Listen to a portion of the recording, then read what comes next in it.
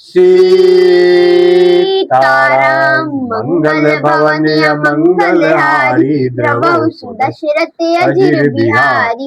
आयुध सर्व समर्पित प्रभु निज आश्रम आनी कंद मूल फल भोजन दीन भगत हित जानी। सब अस्त्र शस्त्र समर्पण करके मुनि प्रभु श्री राम जी को अपने आश्रम में ले आए। सब अस्त्र शस्त्र समर्पण करके मुनि प्रभु श्री राम जी को अपने आश्रम में ले आए और उन्हें परम हितु जानकर भक्ति पूर्वक कंद मूल और फल का भोजन कराया। प्रातः कहा मुनि सन रघुराई निर्भय यज्ञ करहु तुम जाई। होम करन लागे मुनि झारी आप रहे मख की रखवारी। सवेरे श्री रघुनाथ जी ने मुनि से कहा, आप जाकर निडर होकर यज्ञ कीजिए। ये सुनकर सब मुनि हवन करने लगे। आप श्री राम जी मुनि हवन करने लगे। श्री राम जी यज्ञ की रखवाली कर रहे हैं। सुनि मारीच निशाचर कोहि लय सहाय धावा मुनि द्रोही। बिनु फरमान राम तेहि मारा सत्य जोजन गा सागर पारा। ये समाचार सुनकर मुनियों का शत्रु क्रोधी राक्षस मारीच अपने सहायकों को लेकर दौड़ा। श्री राम जी ने बिना फल वाला बाण उसको मारा, जिससे वो 100 योजन के विस्तार वाले समुद्र के पार जा गिरा। पावक सर सुबाहु मुनि मारा। पावक सर सुबाहु पुनि मारा, मुनि मारा नहीं बेटा, बहुत बड़ा फर्क हो जाता है। पावक सर सुबाहु पुनि मारा अनुज निशाचर कटकु संहारा। मारी असुर द्विज निर्भयकारी स्तुति करहि देव मुनि झारी। फिर सुबाहु को अग्नि बाण मारा। इधर छोटे भाई लक्ष्मण जी ने राक्षसों की सेना का संहार कर डाला। इस प्रकार श्री राम जी ने राक्षसों को मारकर ब्राह्मणों को निर्भय कर दिया। तब सारे देवता और मुनि स्तुति करने लगे, प्रार्थना करने लगे। क्या प्रार्थना करते हैं? अतः पुनि कछुक दिवस रघुराया रहे कीन विप्रन पर दाया। भगति हेतु बहु कथा पुराना कहे विप्र यद्यप प्रभु जाना। श्री रघुनाथ जी ने वहां कुछ दिन और रहकर ब्राह्मणों पर दया की। भक्ति के कारण ब्राह्मणों ने उन्हें पुराणों की बहुत सी कथाएं कही। यद्यपि प्रभु सब जानते थे। तब मुनि सादर कहा बुझाई चरित एक प्रभु देखिए जाई। धनुष यज्ञ सुनि रघुकुल नाथा हरस चले मुनि बर के साथा। तदंतर मुनि ने आदर पूर्वक समझाकर कहा, हे प्रभु चलकर एक चरित्र देखिए। रघुकुल के स्वामी श्री रामचंद्र जी धनुष यज्ञ की बात सुनकर मुनि श्रेष्ठ विश्वामित्र जी के साथ प्रसन्न होकर चले। आश्रम एक दीख मग माही खग मृग जीव जंतु तह नाही। पूछा मुनि सील प्रभु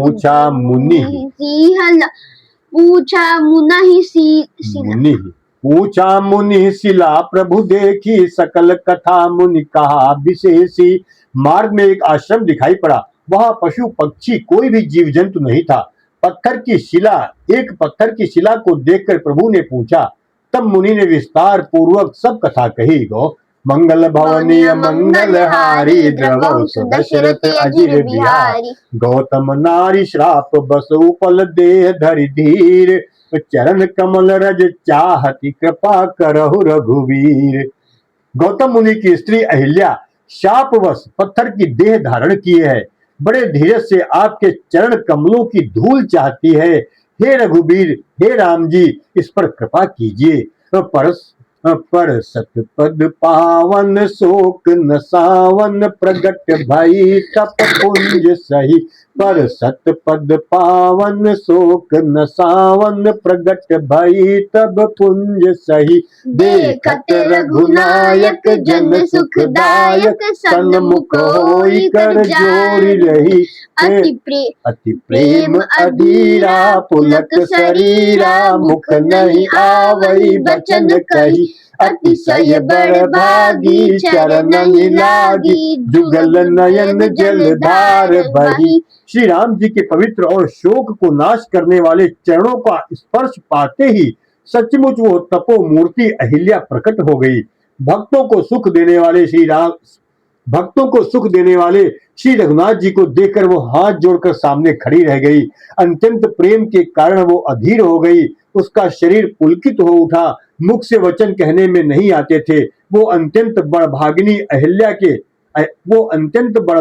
अहिल्या प्रभु के चरणों से लिपट गई और उसके दोनों नेत्रों से जल, प्रेम और आनंद की आंसुओं की धारा बहने लगी।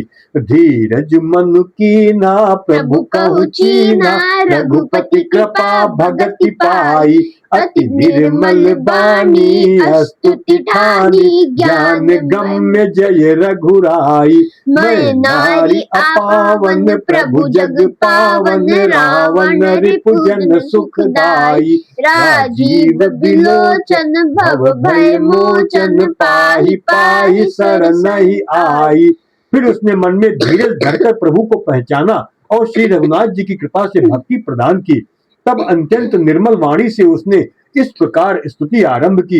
हे ज्ञान से जानने योग्य श्री रघुनाथ जी, आपकी जय हो। मैं सहज ही अपवित्र स्त्री हूँ, और हे प्रभु, आप जगत को पवित्र करने वाले, भक्तों को सुख देने वाले और रावण के शत्रु हैं। हे कमल नयन, हे संसार जन्म मृत्यु के भय से छुड़ाने वाले, हे संसार को जय जन्म मृत्यु के भय से छुड़ाने वाले, मैं आपकी शरण आई हूँ। मेरी रक्षा कीजिए, रक्षा कीजिए, रक्षा कीजिए। मुनि श्राप जो दीना, अति भल कीना, परम अनुग्रह मैं माना।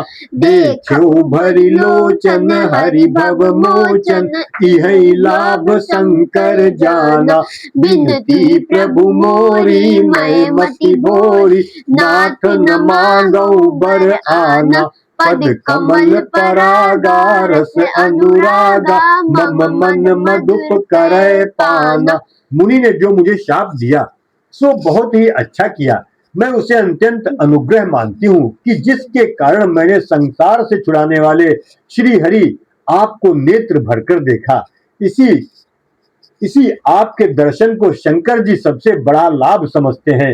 हे प्रभु, मैं बुद्धि की बड़ी भोली हूँ। मेरी एक विनती है, हे नाथ, मैं और कोई वर नहीं मांगती, केवल यही चाहती हूँ कि मेरा मन रूपी भौरा आपके चरण कमल की रज के प्रेम रूपी रस का सदा पान करता रहे।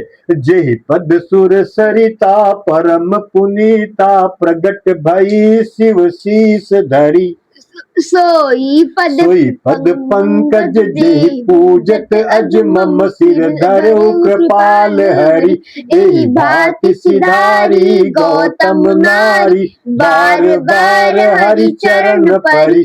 जो अति मन भावा, जो सो बरु पावा, गए पति लोक आनंद भरी। जिन चरणों से परम पवित्र देव नदी गंगा जी प्रकट हुई, जिन्हें शिव जी ने सिर पर धारण किया, और जिन चरण कमलों को ब्रह्मा जी पूजते हैं, कृपालु हरि आपने उन्हीं को मेरे सिर पर रखा। इस प्रकार स्तुति करती हुई बार बार भगवान के चरणों में गिरकर जो मन को बहुत ही अच्छा लगा, उस वर को पाकर गौतम की स्त्री अहिल्या आनंद में भरी हुई पति लोक को चली गई। मंगल भवनीय मंगल हारी, द्रवहु सुदशरथ अजिर बिहारी। अस प्रभु दीन बंधु हरि, कारण रहित दयाल। तुलसीदास सठ ते भजू, छाड़ कपट जंजाल। प्रभु श्री रामचंद्र जी ऐसे दीन बंधु और बिना ही कारण दया करने वाले हैं। तुलसीदास जी कहते हैं कि हे शठ मन, तू कपट जंजाल छोड़कर उन्हीं का भजन कर। तो चले राम लक्ष्मण मुनि संगा, गए जहाँ जग पावनी गंगा। गाधि सुनू सब कथा सुनाई, जेहि प्रकार जेहि नहीं बेटा, जेहि प्रकार सुर सरि मही आई। श्री राम जी और लक्ष्मण जी मुनि के साथ चले। वे वहां गए जहाँ श्री राम जी और लक्ष्मण जी मुनि के साथ चले। वे वहां गए जहाँ जगत को पवित्र करने वाली गंगा जी थी। महाराज गाधी के पुत्र विश्वामित्र जी ने वो सब कथा कह सुनाई, जिस प्रकार देव नदी गंगा जी पृथ्वी पर आई थी। तब प्रभु ऋषि ने समेत नहाए, विविध दान मही देव निपाए। हर्षि चले मुनि वृंद सहाया, बेग विदेह नगर नियराया। तब प्रभु ने ऋषियों सहित गंगा जी में स्नान किया। ब्राह्मणों ने भांति भांति के दान पाए। फिर मुनि वृंद के साथ वे प्रसन्न होकर चले और शीघ्र ही जनकपुर के निकट पहुंच गए। पुर रम्यता राम जब देखी, हर्षे अनुज समेत विशेषी। बापी कूप सरित सर नाना, सलिल सुधा सम मन सो पाना। श्री राम जी ने जब जनकपुर की शोभा देखी, तब वे छोटे भाई लक्ष्मण सहित अत्यंत हर्षित हुए।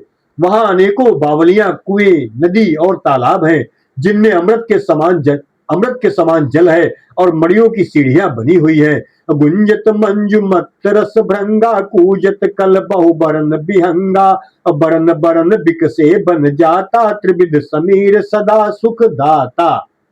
मकरंद रस से मतवाले होकर भौरे सुंदर गुंजार कर रहे हैं। रंग बिरंगे बहुत से पक्षी मधुर शब्द कर